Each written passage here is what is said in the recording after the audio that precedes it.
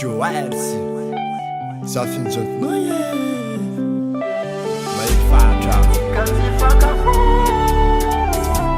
Miss Malman Zatialana Kazifakafu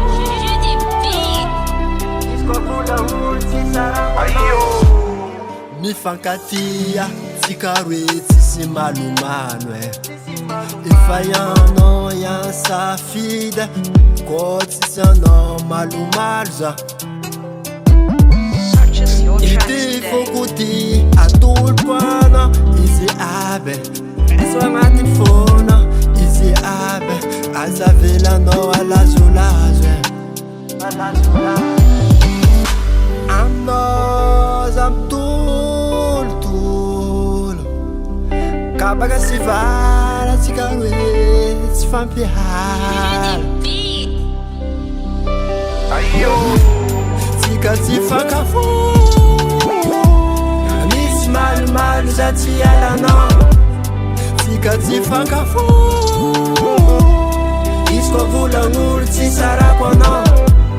tsika tsy fankafo misy malomalo za tsy alanao tsika tsy fankafo